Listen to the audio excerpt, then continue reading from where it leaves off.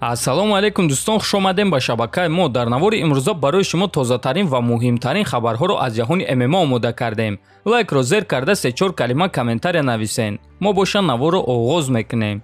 дӯстон, агар шумо аз кам будани риш ва рехтани мӯи сар танқисӣ кашен, пас мо ба шумо ширкати шифофарморо тавсия медиҳем. дар ин ширкат ҳамчунин доруҳо барои хароб ва фарбеҳшавӣ, барои хунукзадагӣ, равғани сиёҳдона ки ба ҳамаи дардҳо даво мебахшанд ва дигар доруҳои гиёҳӣ.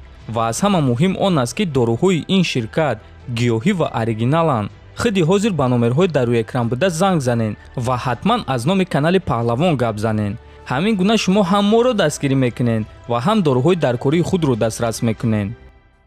шаби гузашта дар Лондон турнири UFC Fight Night баргузор гардид ки дар он ду ситораи нави UFC Пэдди Пимблен ва Муҳаммад Мокаев баромад карданд. Муҳаммад Мокаев дар қафас бо Чарлз Ҷонсон вохӯрд ва бо қарори доваро дар ин муҳориба ғалаба ба даст оварда рекорди худро 8-0 кард.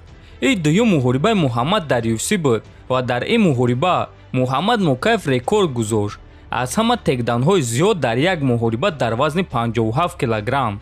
аз дуюм ситораи UFC Пэдди Пимблен боша дар вазни сабук муҳориба зидди Ҷордан Левит гузаронид ва дар дуюм раунд бо тариқи усул ғалаба ба даст овард.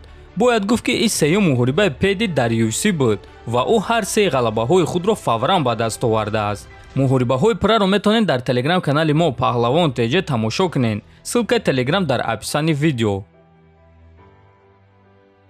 топови ҷангвари вазни миёнаи UFC Алекс Перейра Ҳамзат Чимаевро тарсончак номида гуфт ки ӯ танҳо диққат меҷӯяд. Ҳамзат танҳо диққат меҷӯяд. ман муҳорибаи навбатии худро барои унвон мегузаронам. ӯ боша ба ман визов дода истодааст. ӯ хуб медонад ки ман довталаби навбатиам, аммо ба ин нигоҳ накарда ӯ ба ман визов дода истодааст. ман мехостам бинам ки ӯ чӣ кор мекунад. агар ки Дана Вайт ба ман гӯяд ки эй Алекс, Адесanya ҳолу тайёр нест, барои ҳамин то Адесanya омода шудан бо Ҳамзат Чимаев муҳориба гузарон. ана ҳамон вақт ман мехостам бинам ки Ҳамзат Чимаев чӣ кор мекунад. Чимаев диққат мехоҳад, чунки медонад ки визов додан ба ман ягон маъно надорад. барои чӣ ман бояд ки бо ӯ ҷангам вақте ки ба ман муҳорибаи унвонӣ дода истоданд. ӯ диққат мехоҳад. шахсони ба монанди ӯ бо гап задан худро машҳур кардан мехоҳанд. агар ки ман барои унвон намеҷангидам ва ӯ ана ҳамон лаҳза ба ман визов медод, ман ба ӯ эҳтироми худро мерасондам. аммо коре ки ӯ ҳозир карда истодааст ин кори тарсончакӣ аст. ӯ тарсончаке ҳаст ки диққат кофта истодааст, гуфтааст Перейра. хотиррасон мекунем ки чанд рӯз пеш Ҳамзат Чимаев ба Алекс Перейра визов дода буд ва чӣ хеле ки мебинем Алекс ба Ҳамзат ҷавоби сахт дод. ва дӯстон бояд гуфт ки ҳозир Ҳамзатро муҳориба зидди Нед Диаз интизор аст.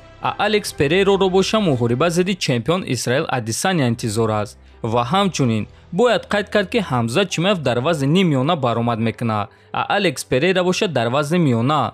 лекин ногуфта намонад ки Ҳамзат дар UFC дар вазни миёна низ баромад кардааст. барои ҳамин шояд ки дар оянда онҳо дар қафас вохӯрда тавонанд. варзигари ҷавон ва бебохти тоҷик Нурулло Алиев ки айни замон дар Амрико тамрин карда истодааст, шаби гузашта соҳиби камарбанди кабуд оид ба ҷуҷитсу шуд. ин камарбандро ба Нурулло мураббии зали Кейзен MMA оид ба ҷуҷитсу Касе Ҷулио дод. ва дӯстон ин гуна камарбандҳоро ба ҷангварҳо ҳамон вақт медиҳанд ки ҷангвар дар ҳамин намуди варзиш ё ин ки ҳамин намуди варзишро яъне ҷуҷитсуро хуб истифода мебарад. барои ҳамин дӯстон аз ин ҷо фаҳмида мешавад ки Нурулло Алиев дар Амрико ҷуҷитсуро аз худ карда истодааст ва аллакай соҳиби камарбанди кабуд шуд. мо албатта ки Нурулло Алиевро барои ин дастовар табрик мекунем ва акнун камарбанди сиёҳро оид ба ҷуҷитсу интизор мешавем.